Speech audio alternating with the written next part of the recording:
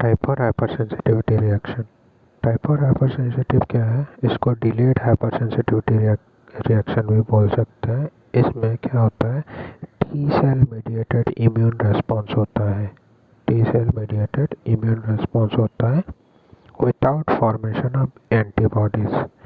जो 1, 2 एंड 3 होता है, उन तीनों में एंटीबॉडी का यूज़ होता है, लेकिन यहाँ पे एंटीबॉडी का कोई यूज़ नहीं होता है। ये पूरा का पूरा based on the T cell, और ये थोड़ा सा स्लो होता है और ये थोड़ा सा प्रोलॉन्ग्ड रेस्पॉन्स होता है। टी सेल कितने टाइप का होता है? CD4 plus and CD8 plus. तो इसको डिलेड हाइपर सेंसिटिविटी रिएक्शन इसीलिए बोला जाता है क्योंकि ये 48 से 72 आवर बाद ये काम करना शुरू करता है। Okay, the reaction is delayed by 48 hours after exposure to antigen. इसका बहुत सारा एग्जाम्पल है, जैसे ऑटोइम्यून डिजीज में ये टाइप हाइपर सेंसिटिविटी रिएक्शन होता है, like rheumatoid arthritis and Hashimoto's thyroiditis. फिर उसके बाद पैथोलॉजिकल रिएक्शन भी बहुत सारा, उसमें भी टाइप 4 हाइपर सेंसिटिव रिएक्शन होता है, like poison ivy and nickel poisoning.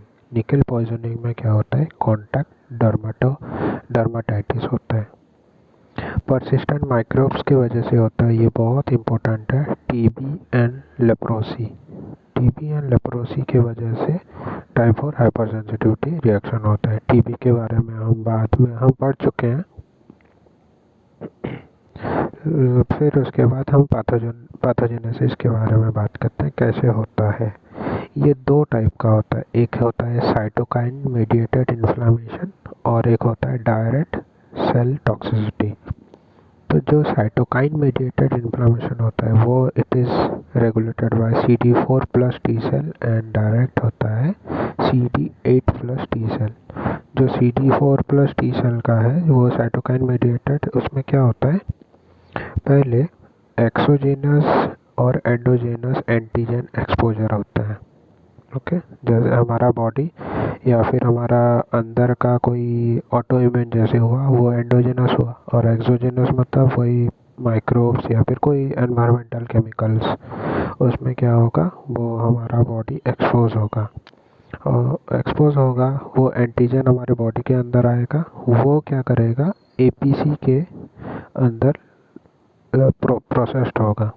APC मतलब antigen presenting cell. Antigen presenting cell कौन कौन होते हैं, डेंड्राइटिक सेल एंड मैक्रोफेज होते हैं।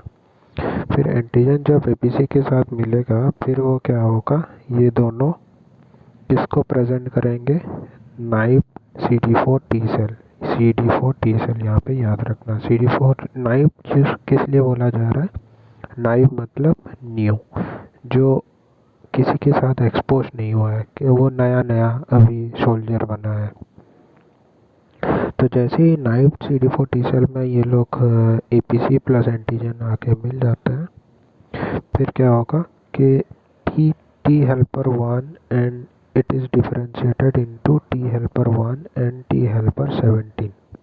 ओके, तो ये कैसे होता है, T helper 1 कैसे बनता है, अगर जो antigen presenting cell IL-12 secrete किया, एंटीजन कब सीक्रेट करता है, जब एंटीजन APC के साथ मिलता है, तब क्या होगा, अगर antigen presenting cell IL-12 secrete किया तब होगा T helper 1, और अगर APC IL-1 और IL-6 और IL-23 सीक्रेट किया तब होगा T helper 17। फिर उसके बाद होता है, अगर T helper 1 डिफरेंशिएट हो गया नाइव टी सेल से, T helper 1 बन गया, तो क्या होगा, T helper 1 बहुत सारा साइटोकाइन प्रोड्यूस करेगा, like interferon gamma in tumour necrosis factor. फिर वो interferon gamma and tumour necrosis factor का काम क्या है, they are the most powerful macrophage activator. फिर अगर वो मैक्रोफेज एक्टिवेटर है तो क्या होगा, बहुत सारा फागोसाइटोसिस होगा, बहुत सारा माइक्रोब्स साइडल होगा, माइक्रोब्स लोगों का खात्मा होगा। और भी उसका काम क्या है, interferon gamma and TNF alpha, वो they promote the secretion of IL-12। और IL-12 के बारे में हम क्या पढ़े हैं, IL-12 APC में अगर सिक्रेट होता है तो T helper 1 CD4 T cell से टी हेल्पर 1 होता है। तो IL-12 यहाँ पे और ज़्यादा सिक्रेट प्रमोट कर रहे हैं ये लोग, तो ये क्या होगा, ये टी हेल्पर 1 का रेस्पॉन्स को और ज़्यादा बढ़ाएंगे। तो ये टी हेल्पर 1 था। अभी टी हेल्पर 17 क्या होगा, और रिपीटेड वो क्या करेंगे, IL-17 एंड IL-22। तो IL-17 एंड IL-22 ये दोनों केमोकाइंस एंड साइटोकाइंस हैं, अदर साइटोकाइंस भी पैदा होंगे। वो लोग क्या करेंगे, उनका काम है न्यूट्रोफिल्स एंड मोनोसाइट्स को अट्रैक्ट करना। तो वो लोग अट्रैक्ट करेंगे at the site of reaction, जहाँ पे रिएक्शन हो रहा है, जहाँ पे हाइपर सेंसिटिविटी रिएक्शन हो रहा है, वहाँ पे न्यूट्रोफिल एंड मोनोसाइट्स को अट्रैक्ट करेंगे and which promote inflammation. Okay, तो ये था हमारा साइटोकाइन मीडिएटेड इन्फ्लामेशन, जो रेगुलेटेड होता है बाय CD4 टी सेल। फिर उसके बाद बात करते हैं डायरेक्ट सेल टॉक्सिसिटी मीडिएटेड। ये कैसे रेगुलेटेड होता है, CD8 टी सेल से।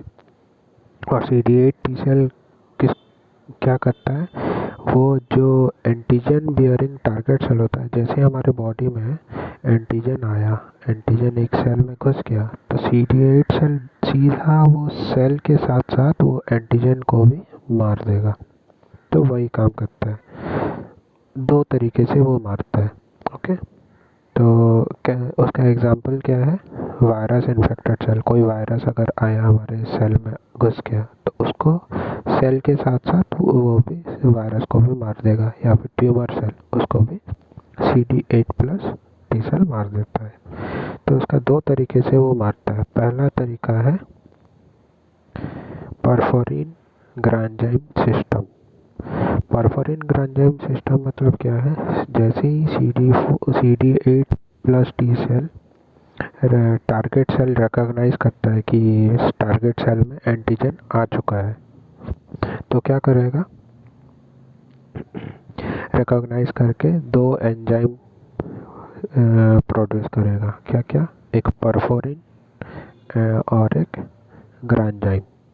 परफोरिन क्या करता है, जो टारगेट सेल का ट्रांसमेम्ब्रेन होता है, ट्रांसमेम्ब्रेन में छेद बना देता है, छोटा छोटा छेद बना देता है, पोर फॉर्मिंग मॉलिक्यूल।